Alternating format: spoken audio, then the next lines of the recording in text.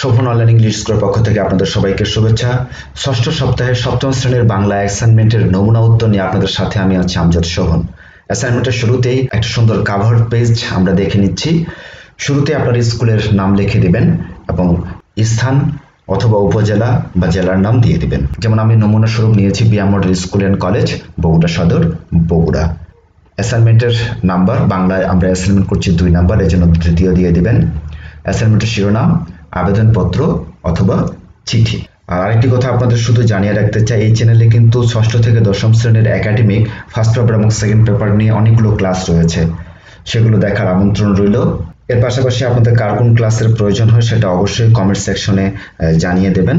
আর class ভালো লেগে থাকলে অবশ্যই আপনারা সাবস্ক্রাইব করে রাখবেন এবং পাশে থাকা বেল আইকনটি প্রেস করে দেবেন, যাতে দ্রুত ভিডিও আপলোড করা মাত্রই আপনারা পেয়ে যান। আর যারা আগে থেকেই সাবস্ক্রাইব করে সাথেই রয়েছেন তাদের জন্য আমার হৃদয় নিংড়ানো ভালোবাসা এবং অভিনন্দন। পরের অংশটা আমরা দেখে নেই।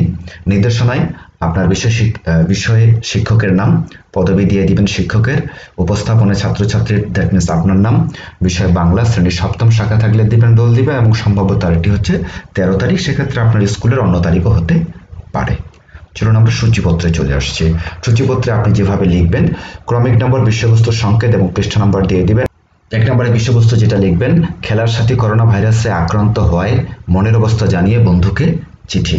আর আরেকটি বিষয় বলি, আপনি কিন্তু মার্জিন করতে পারবেন, কাভার পেজে কিন্তু রং ব্যবহার করতে পারেন শুধু লাল রং বাদ দিয়ে।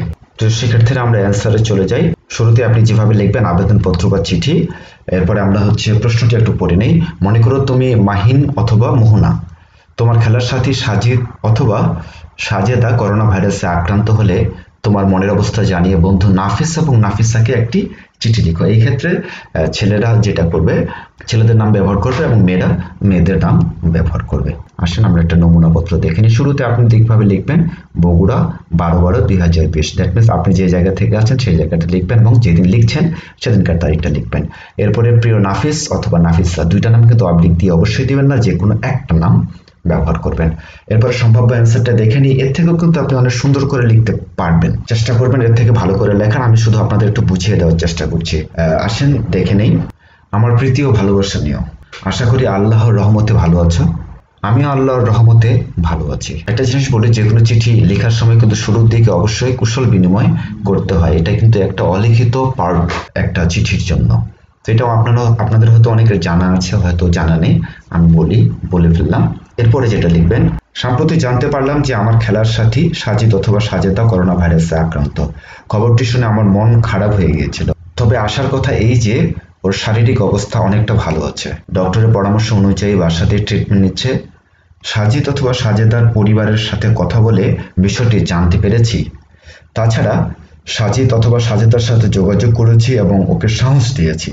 শারীরিক ও মানসিক অবস্থা ঠিক রাখার জন্য বন্ধুকে ওষুধের পাশাপাশি পুষ্টিকর খাবার খাওয়ারও পরামর্শ দিয়েছি। ঠিক এইভাবে মূলত কিন্তু আপনি পুরো বিষয়টা তুলে ধরার চেষ্টা করবেন।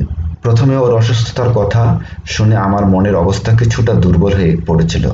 পরবর্তীতে আমার পরিবারের সদস্যরা আমাকে সান্ত্বনা দিলেন এবং করোনা পরিস্থিতিতে নিজের শারীরিক এবং মানসিক অবস্থা ঠিক রাখার জন্য পরামর্শ দেওয়ার পাশাপাশি বন্ধুর জন্য পরম করুণাময় মহান আল্লাহ তাআলার কাছে দোয়া করতে বললেন। চলুন আমরা পরের অংশটা দেখে নিই। আমার বন্ধু সাজিদ অথবা সাজিদার জন্য দোয়া করিস অথবা করিও যেন খুব তাড়াতাড়ি সুস্থ হয়ে যায়। আর আমারও পরিবারের জন্য দোয়া করিস অথবা করিও।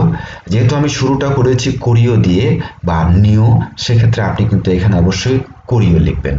মহান আল্লাহ তাআলা যেন তোকে অথবা তোমাকে, যারা চলতি রূপ ব্যবহার করবেন চলতি রূপই ব্যবহার করবেন, মানে শুরুটা যেভাবে করবেন ঠিক পুরোটাই ওভাবে ফলো করবেন। মহান আল্লাহ তাআলা যেন তোমাকে ও তোর পরিবারের সকলে সুস্থ এবং করোনা ভাইরাস থেকে হেফাজতে রাখেন। একটি জিনিস আবারও মনে করে দেই, এখানে হচ্ছে করিও, করিসের জায়গায় দোয়া করিও, তোকের জায়গায় তোমাকে এবং তোমার পরিবারের। আপনি অবশ্যই বুঝতে পারছেন যে এখানে শব্দগুলো কি নিয়ে বলছি। যে শব্দগুলো কিন্তু আপনি আপনার মতো করে লিখতে পারবেন। যদি শুরুটা আপনি করেন যে তুমি দিয়ে, তাহলে অবশ্যই সবগুলোই তুমি ব্যবহার করবেন। আর যদি তুই দিয়ে শুরু করেন বা তোকে দিয়ে শুরু করেন, আঞ্চলিকতা ব্যবহার করেন বা চলতি শব্দ ব্যবহার করেন, সেক্ষেত্রে কিন্তু আপনি সেভাবেই শেষ করে ফেলবেন। এরপরে ইতি টানবেন, তোমার বন্ধু মাহিন অথবা মোহনা, শুধু একটা নাম কিন্তু অবশ্যই ব্যবহার করবেন।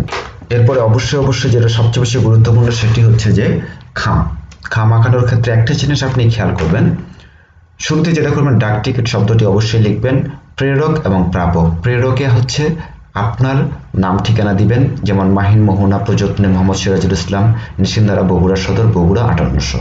ঠিক এইভাবে আপনি হচ্ছে যে চিঠিটা পাবে আপনার বন্ধু অথবা বান্ধবী, সেখানে নাফিস অথবা নাফিসা, আবারও বলছি কিন্তু শুধু একটি করে নাম ব্যবহার করবেন, প্রযত্নে মোহাম্মদ নাহিদ শেখ, দোহা পোতেঙ্গা চট্টগ্রাম 1080। ঠিক এইভাবে একটা ফর্মুলা দাঁড় করাই দিবেন। একটা জিনিস মনে রাখবেন, অনেকের ঠিকানার ক্ষেত্রে কিন্তু অনেক শর্ট ফর্ম ব্যবহার করে, জাস্ট লিখে দেয় বন্ধুর নাম যে নাফিসা অথবা নাফিস ঢাকা। এই নাফিস এবং নাফিসা লিখলে শুধু কিন্তু চিঠি যাবে না, সেক্ষেত্রে কিন্তু আপনাকে অবশ্যই একটা পূর্ণাঙ্গ ঠিকানা ব্যবহার করতে হবে। এটা কিন্তু খুব বেশি ইম্পর্টেন্ট, আপনাদের টিচাররা কিন্তু এই দিকে অবশ্যই ফোকাস রাখবে। তো আশা রাখি আপনারা বুঝতে পেরেছেন এবং আপনাদের একটা উপকার হয়েছে। আর এই লেখাগুলো বুঝতে কোনো সমস্যা হলে বা কোনো প্রশ্ন থাকলে অবশ্যই পরবর্তী একটা নির্দেশনা দিচ্ছি, সেটা শুনে নেন, তাহলে আপনাদের কাজে আসবে। Thank you. Shobhan online English স্কুলের পক্ষ থেকে আপনাদের আরেকবার ধন্যবাদ জ্ঞাপন করছি। সাবস্ক্রাইব করবেন এবং পাশে থাকা বেল আইকনটি প্রেস করে দেবেন যাতে দ্রুত আপনার কাছে পৌঁছে যায়। আরেকটি কথা বলি, যারা হচ্ছে আমার সাথে সরাসরি কন্ট্যাক্ট করতে চান বা প্রয়োজনীয় কোনো বিষয় নিতে চান, ডেসক্রিপশনে লিঙ্ক দেওয়া আছে আমার ফেসবুক পেজ এবং গ্রুপের, শোভন অনলাইন ইংলিশ স্কুল এবং লেটস লার্ন ইংলিশ, এই দুটাতে অবশ্যই সংযুক্ত হবেন, আমাকে আস্ক করবেন, আমি আপনাদের প্রশ্ন যথাসময়ে উত্তর দেব। ধন্যবাদ আবারও সবাইকে, ভালো থাকবেন, সুস্থ থাকবেন, দেখা হবে নেক্সট কোনো টিউটোরিয়ালে। আর কোনো কিছুর প্রয়োজন হলে অবশ্যই জানাতে ভুলবেন না কমেন্ট সেকশনে। আল্লাহ হাফেজ।